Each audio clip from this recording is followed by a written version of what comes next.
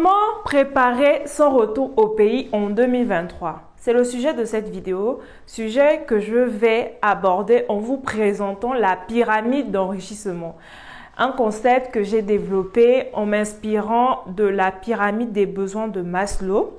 Donc si c'est quelque chose qui vous intéresse, si c'est un objectif vers lequel vous aspirez d'être libre financièrement, d'être votre propre patron, de ne plus devoir dépendre d'un salaire, de ne plus subir la hiérarchie et surtout préparer votre départ au pays en 2023. Restez parce que tout à l'heure, je vais vous parler de différentes stratégies qui s'offrent à vous et comment vous pouvez les implémenter pour atteindre vos objectifs. Je vous dis à tout de suite après le générique.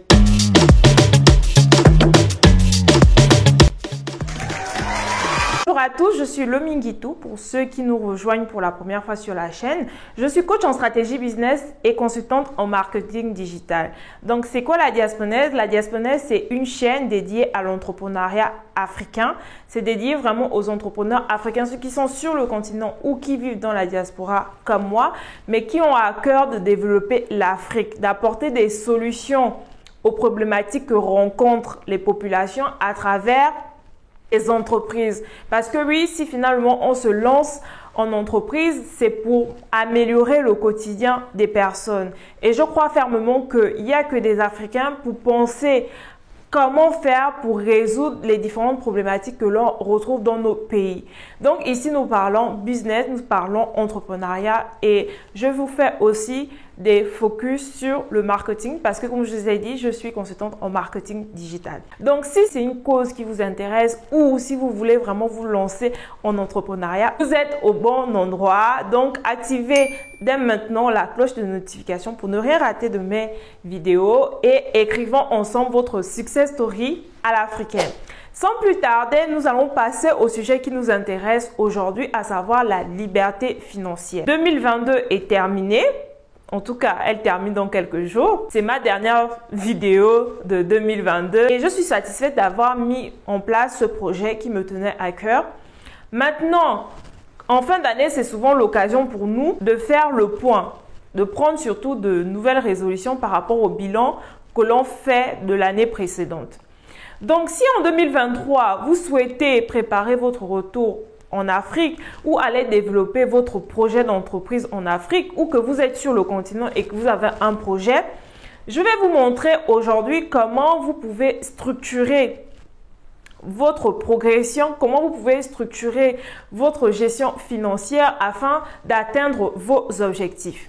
Comme je vous ai dit en début, je me suis inspirée de la pyramide de Maslow. Mais qui est Maslow? Je vais vous récapituler, mais vous pouvez aller faire des recherches au niveau de Google. Maslow, en fait, c'est un psychologue américain qui a fait des observations au cours des années 1940. Qu'est-ce qu'il nous dit? Il nous dit en fait que l'être humain, au cours de sa vie, a différents besoins. Il exprime différents besoins. Et la règle, c'est que au fur et à mesure qu'on satisfait des besoins, au fur et à mesure, on aspire à plus. Donc, il y a d'autres besoins qui surviennent. Et pour nous expliquer son concept, il a hiérarchisé les besoins que l'on éprouve sous forme de pyramide. Et donc, en bas de la pyramide, en bas de l'échelle, vous avez les besoins physiologiques. Les besoins physiologiques, c'est manger, dormir, se loger. En tout cas, les besoins primaires qui constituent vraiment le socle de ce que l'on est en tant qu'être humain. Ensuite, lorsqu'on a satisfait ces besoins, on aspire à de la sécurité. Donc, on passe de besoins physiologiques à des besoins de sécurité. Avoir un emploi stable, avoir des ressources stables pour pouvoir se sentir en sécurité, avoir un logement. Voilà, c'est des besoins de sécurité. Et comme je vous ai dit, la règle, c'est qu'au fur et à mesure qu'on satisfait des besoins, on aspire encore un peu plus. Donc, dès lors qu'on a satisfait nos besoins physiologiques, qu'on a une certaine sécurité, une certaine stabilité, que l'on se met à l'abri du besoin, comme on le dit souvent, on aspire maintenant à des besoins d'appartenance. On veut être dans un socle familial, par exemple. On veut appartenir à des communautés. On veut être, par exemple, bénévole dans une association, voilà, pour ne pas se sentir seul, pour être intégré dans la société. Puis vient le besoin d'estime de soi. On veut être reconnu pour les actions que l'on a menées dans notre sphère sociale ou bien, par exemple, au travail. On veut se sentir, voilà, reconnu, on attend parfois de la reconnaissance aussi par rapport au travail, par rapport aux actions que l'on pose dans la société. Et tout en haut de l'échelle, lorsque l'on a quand même cette estime de soi, qu'on s'est élevé socialement, on aspire finalement à l'accomplissement de soi. L'accomplissement de soi, c'est de pouvoir être épanoui finalement dans tous les aspects, parce que lorsqu'on est tout en haut de la pyramide, on est à l'abri du besoin, on appartient à une communauté, voilà, on a de l'estime et au final, on s'accomplit. L'accomplissement de soi, bien évidemment, dépend de tout un chacun. Moi, par exemple, l'accomplissement pour moi serait de pouvoir voyager comme je le veux, de ne plus avoir la peur, de ne pas avoir assez d'argent pour m'occuper de ma famille. Donc, à travers cette pyramide, en fait, il nous montre que l'homme est en constante évolution et qu'en réalité, nous ne sommes pas statiques. Donc, je vais vous montrer le schéma que je vous ai prévu aujourd'hui pour vous montrer comment vous pouvez passer du bas de l'échelle au niveau supérieur de la pyramide en fait. Selon une stratégie que j'ai pensée, bien évidemment, moi non plus, je ne suis pas encore en haut de l'échelle, en haut de la pyramide. Donc, j'aspire comme vous à la liberté financière et je vous partage ce que moi, je connais. Et en tenant compte aussi de votre situation personnelle, vous pourrez l'adapter. Aujourd'hui, je vous invite à la réflexion.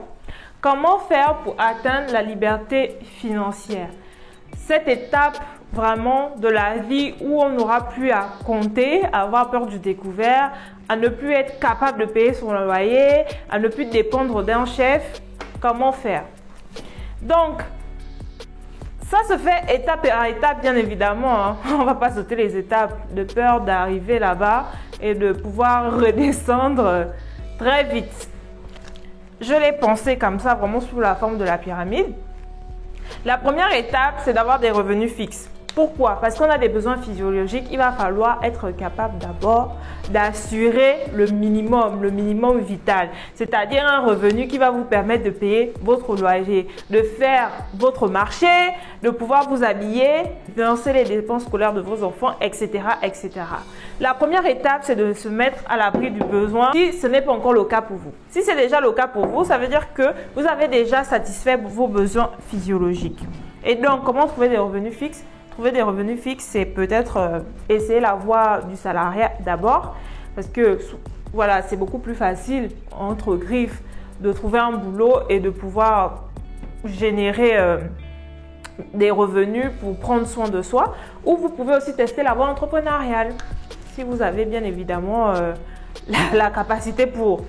Donc, deuxième étape, il va falloir, dès lors que vous avez des revenus fixes, maintenant épargner. Si ce n'est pas encore le cas, si vous n'avez pas encore d'épargne, d'économie, je vous invite à épargner au moins 10 à 30% de votre salaire parce que ça va vous aider à pouvoir financer vos projets. Ça va vous aider, cet argent, à pouvoir diversifier vos sources de revenus. Donc, l'objectif ici, c'est de réduire vos dépenses. Si vous avez l'habitude de dépenser 1000 € par mois, vraiment essayez de faire le décompte de toutes vos dépenses et de réduire drastiquement votre train de vie. Les dépenses qui ne sont pas nécessaires, qui ne sont pas prioritaires, essayez de les diminuer afin que vous puissiez épargner cet argent que vous avez l'habitude de dépenser dans ce qu'on peut dire les futilités entre griffes, les dépenses de Deliveroo, Uber Eats pour aller s'amuser en boîte, dépenser l'argent toutes les semaines. Cet argent-là, vous pouvez l'épargner. Donc, comment épargner? Si vous n'avez pas une discipline personnelle, pour vous automotiver à épargner, vous pouvez choisir l'option des tontines. Moi, personnellement, c'était cette option que j'ai pris parce qu'elle me permet de me projeter, d'avoir un projet. Moi, la tontine, c'est un programme d'épargne, un programme d'investissement. Donc, je rentre dans ce programme, je sais que tel mois, je récupère l'argent et je lance directement mon projet. Personnellement, c'est comme ça que j'agis. Ou alors, vous pouvez faire un prélèvement automatique, vous voyez, avec vos gestionnaires bancaires, pour mettre en place un prélèvement automatique de 140 €, 280 €, 500 € selon vos capacités d'épargne. Donc, si vous avez déjà une épargne, ça veut dire que vous avez déjà accompli l'étape 1 et 2. Le problème, c'est que si vous vous arrêtez ici, 1 et 2, vous n'allez pas vous enrichir. Au contraire, vous allez stagner. Parce qu'en réalité, l'argent que vous épargnez, que vous gardez dans votre compte bancaire, ne vous génère pas des revenus supplémentaires. Au contraire, plus il va rester dans votre compte bancaire, plus en fait il va perdre de la valeur parce qu'en fait l'argent, la valeur de votre argent en 2022 ne sera pas la même valeur de votre argent en 2023, notamment parce qu'il y a le phénomène d'inflation, vous voyez. Donc, vu que notre objectif en 2023, c'est de pouvoir mettre en place des stratégies d'enrichissement, il va falloir penser à investir. C'est la troisième étape. Mais dans quoi investir? L'objectif déjà ici, à la troisième étape, c'est de pouvoir diversifier ses revenus. C'est la troisième chose que vous devez faire. Donc, diversifier ses revenus, c'est quoi? C'est de pouvoir se dire que je vais passer par exemple d'un revenu mensuel de 1 400 € ou de 300 000 francs à 500 000 francs ou de 1 400 € à 2 000 € à 3 000 €. Mais comment faire ça? C'est simple. Il y a plusieurs possibilités. Soit vous investissez dans la bourse, dans les programmes financiers. Bon, si vous êtes comme moi et que vous ne maîtrisez pas trop ça, vous pouvez choisir la voie de la création de richesse à travers un business. Mettre en place un business lucratif qui vous permettra d'avoir des bénéfices. Et grâce à ces bénéfices-là, vous allez maintenant épargner davantage pour générer des revenus passifs. Moi, personnellement, c'est ma stratégie. Donc, oui, mais si on n'a pas d'idée, comment on fait? Comment on fait pour créer une entreprise? Je pense que avant même de penser à pouvoir créer une entreprise, il faut d'abord investir en vous formant, développer de nouvelles compétences, travailler votre mindset, acheter des livres, assister à des conférences, suivre des vidéos comme celle que je suis en train de faire et ensuite faites le point sur vos compétences, sur votre parcours et voir déjà dans quelle mesure vous pouvez trouver une idée business qui vous correspond. Parce que si vous n'avez jamais fait de l'aviation, vous n'allez pas aller investir dans un secteur d'activité que vous ne maîtrisez pas. C'est pour ça, dès le départ, il faut vous former. Si, par exemple, vous avez déjà une formation en tant qu'ingénieur dans le bâtiment, pensez peut-être à vous lancer en tant que courtier en travaux, par exemple, vous proposez des services. Un des moyens puissants que nous avons aujourd'hui, c'est Internet. Autant nous qui sommes dans la diaspora que vous qui êtes sur le continent, vous pouvez utiliser Internet pour lancer une activité génératrice de revenus. Aujourd'hui, dans le marketing digital, vous avez plusieurs compétences qui sont demandées sur le marché. Par exemple, vous pouvez vous spécialiser dans les tunnels de vente et proposer vos services aux entreprises. Vous pouvez vous spécialiser, vous former en tant que community manager et gérer les pages, les réseaux sociaux des entreprises. Vous pouvez vous former à la publicité et proposer aux entreprises, aux entrepreneurs de pouvoir trouver des clients à travers la publicité. C'est pour ça que je vous ai dit que le premier pas, c'est en fait de vous former parce qu'en vous formant, vous allez développer de nouvelles compétences que vous allez pouvoir revendre après.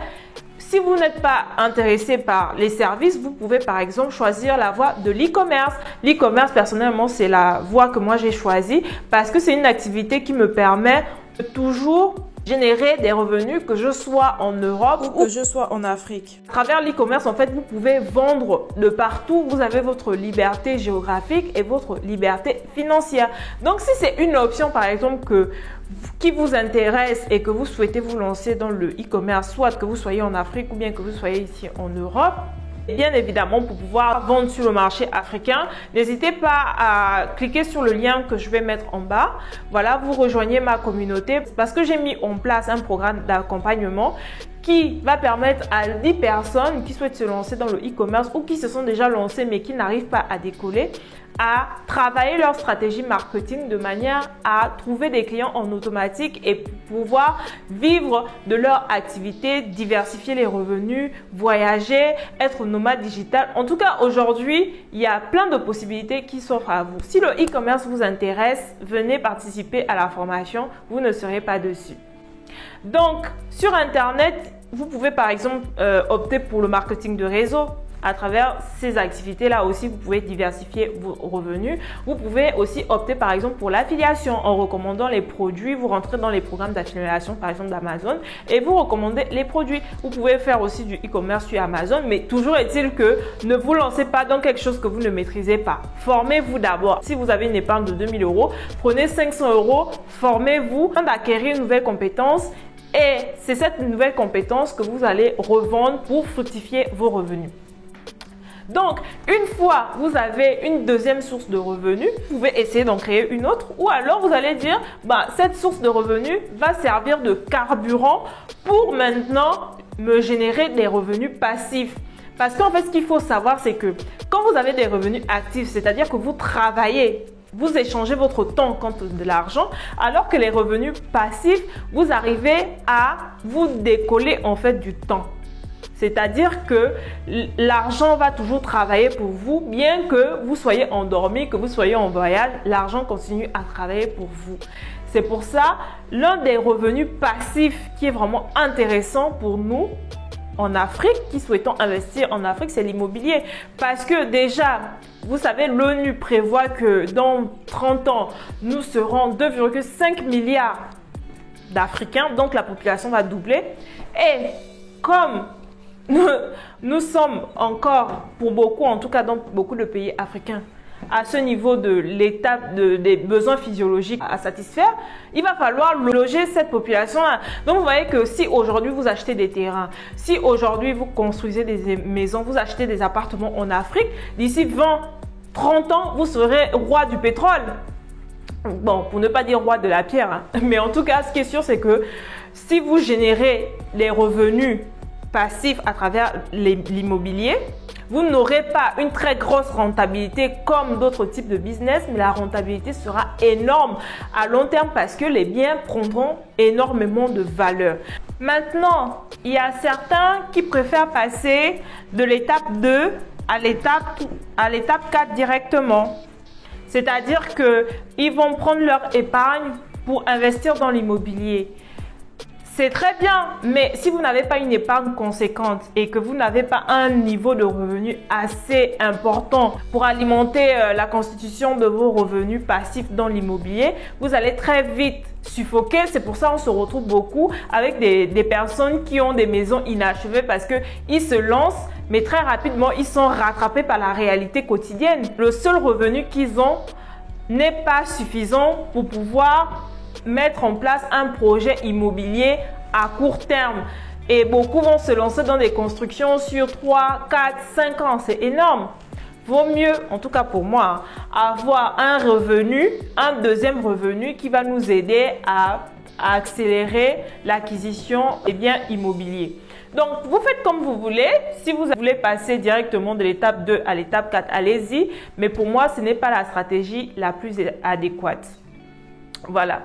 Donc, diversifiez d'abord vos revenus et ensuite fructifiez-les à travers l'immobilier. Donc, une fois on a diversifié les revenus, on a plusieurs sources de revenus, on a des revenus passifs que l'on sait générer.